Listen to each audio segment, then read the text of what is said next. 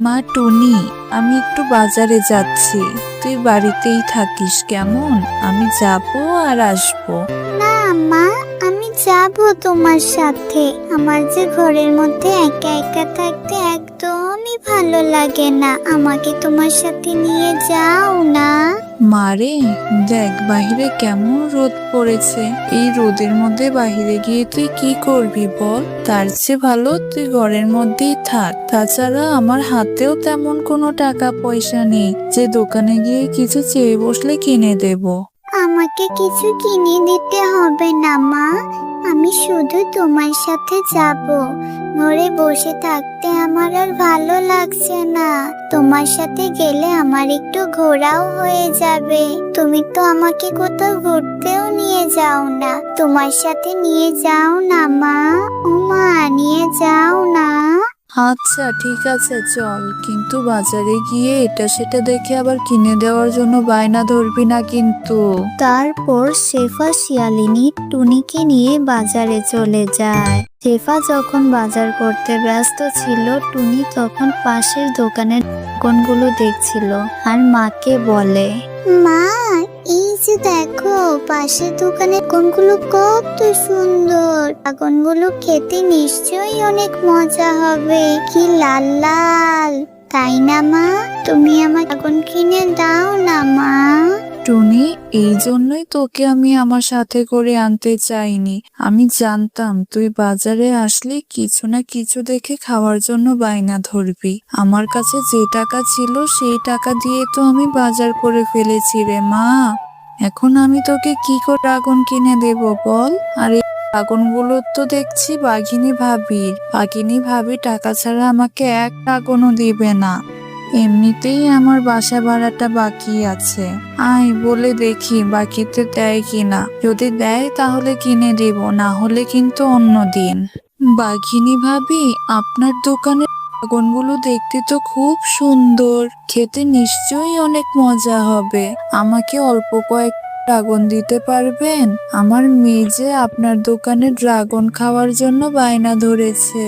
আমার হাতেও কোনো টাকা নেই, যেই টাকা ছিল সেই টাকা দিয়ে আমি কিছু বাজার করে ফেলেছি। তাই বাকিতে যদি আমাকে কিছু ড্রাগন দিতেন, পরে না হয় আমি টাকাটা দিয়ে দেব।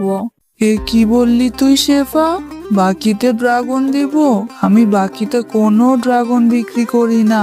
টাকা দে, তারপরেই ড্রাগন দিব। আর তুই গত 2 মাস ধরে আমার বাড়িতে ফ্রিতে থাকছিস, বাড়ি ভাড়াটাও ঠিক মতো দিচ্ছিস না, আবার এখন এসে বাকিতে ড্রাগন চাচ্ছিস? লজ্জা করে না? যা আগে আমার বাড়ি ভাড়া নিয়ে আয়। বাঘিনী ভাবি, আপনি তো সবই জানেন। টুনির বাবা মারা যাওয়ার পর থেকে কত কষ্ট করে মা মেয়ে বেঁচে আছি। আমাকে একটু সময় দিন না বাঘিনী ভাবি, আমি 2 মাসের বাড়ি ভাড়াটা একবারেই আপনাকে দিয়ে দেব। তোকে সময় দেব? একদমই না। তোরা আজই আমার বাড়ি ছেড়ে চলে যাবি।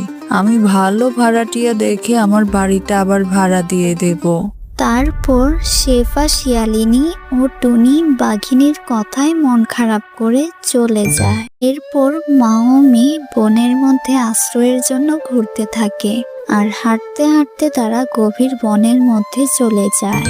আমার খুব কষ্ট হচ্ছে মা, আজ আমার জন্য বাঘিনী কাকিমা তোমাকে কত কথা শোনালো। আমি আর ড্রাগন খেতে চাইবো না মা। তুই মন খারাপ করিস না রে মা। বাঘিনী ভাবি বাড়ি থেকে বের করে দিয়েছে, কারণ আমি যে তার বাড়ি ভাড়াটা দিতে পারিনি। এখানে তো আশেপাশে কোনো বাড়ি ঘরও দেখছি না। অনেক কষ্ট হচ্ছে, তাই না রে মা? চল আর একটু সামনে এগিয়ে দেখি কোনো বাড়ি ঘর খুঁজে পাই কিনা। মা, আমার অনেক কষ্ট হচ্ছে, আমি আর পারছি না, আমার অনেক ক্ষুধা পেয়েছে। আর একটু ধৈর্য ধর মা, আশেপাশে কোথাও কোনো বাড়ি ঘর দেখছি না। দেখবি আল্লাহ ঠিকই একটা ব্যবস্থা করবে। আল্লাহর উপর ভরসা রাখ মা। দেখো না, গাছে একটা ড্রাগনের মতো ফল ধরে আছে। চলো না মা, গিয়ে দেখি তো কি ফল। খেতে মিষ্টি হলে, সুস্বাদু হলে আমাকে ফলটা পেড়ে দাও না মা। এ কি কাণ্ড, লেবু গাছে ড্রাগন ফল ধরেছে। সবই আল্লাহ তাআলার ইচ্ছা। দাঁড়া, আমি এক্ষুনি তোকে ড্রাগন ফলটি পেড়ে দিচ্ছি। এরপর শেফা ড্রাগন ফলটি ছুঁতেই ড্রাগন ফল থেকে একটি পরী বেরিয়ে আসে।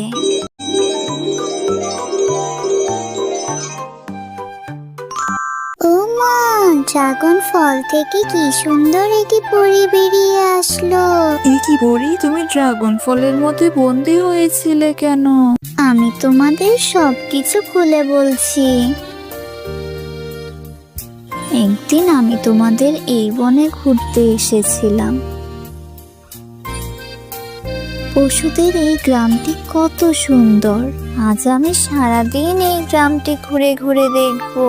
আজ আমার অনেক খুশি লাগছে এত সুন্দর বনে আসতে পেরে। আরে আরে, কি সুন্দর ড্রাগন ফলের গাছ। এত সুন্দর ড্রাগন ফল দেখে তো আমার অনেক ক্ষুধাও লেগে গেছে। যাই, আমি বরং কিছু ড্রাগন ফল খেয়ে ক্ষুধা নিবারণ করি। আরে, ড্রাগন ফলগুলো দেখতে যেমন সুন্দর, খেতেও তেমন সুস্বাদু ছিল। এরপর আমি ড্রাগন খেয়ে ছাল ফেলার সময় এক তান্ত্রিক বাবার মাথার উপরে পড়ে। কে রে, এত বড় সাহস আমার মাথায় ঢিল দিয়ে আমার ধ্যানটা নষ্ট করে দিয়েছে? ও তুই, এই পরি, তোর এত বড় সাহস, আমার মাথায় ঢিল দিয়ে আমার ধ্যান নষ্ট করেছিস? না না তান্ত্রিক বাবা, আমি ইচ্ছে করে ঢিল মারিনি গো। আমি ড্রাগন ফল খেয়ে ফেলার সময় আপনার মাথার উপর পড়ে গেছে। আমি তো আপনাকে খেয়ালই করিনি তান্ত্রিক বাবা, আমাকে ছেড়ে দিন। এরপর তান্ত্রিক বাবা আমার কথা বিশ্বাস করেনি আর আমাকে সে লেবু গাছে ড্রাগন ফল বানিয়ে চলে যায়। আর যাওয়ার সময় বলে যায়, কেউ যদি এই ফলটি ছুঁয়ে দেয় তাহলে আমি এই বন্দিদশা থেকে মুক্তি পাবো। আজ তোমার কারণে আমি মুক্ত হলাম। ও, এই ব্যাপার পরি। এখন তুমি তোমার পরিরাজ্যে চলে যাও, না হলে ওই দুষ্ট তান্ত্রিক তোমাকে আবারও বন্দি করতে পারে। কিন্তু তুমি আর তোমার মেয়ে এই গহীন জঙ্গলে কি করছো? তারপর শেফা শিয়ালিনী পরীকে সব কথা খুলে বলে।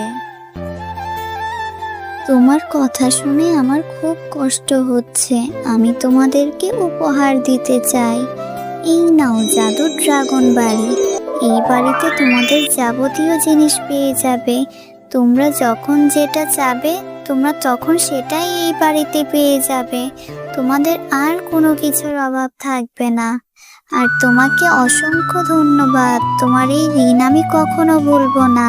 এখন আমি আসি, তোমরা ভালো থেকো। মা দেখো, আমাদের কি সুন্দর একটা বাড়ি হয়েছে, তাও আবার ড্রাগন বাড়ি। এই বাড়িতে আমরা নাকি সব কিছু পেয়ে যাব, যা ইচ্ছে তাই খেতে পারবো। আমাদের আর কোনো অভাব থাকবে না মা। হ্যাঁ মা, এতদিনে সৃষ্টিকর্তা আমাদের উপর মুখ তুলে চেয়েছে। এখন থেকে আমাদের আর কোনো অভাব থাকবে না।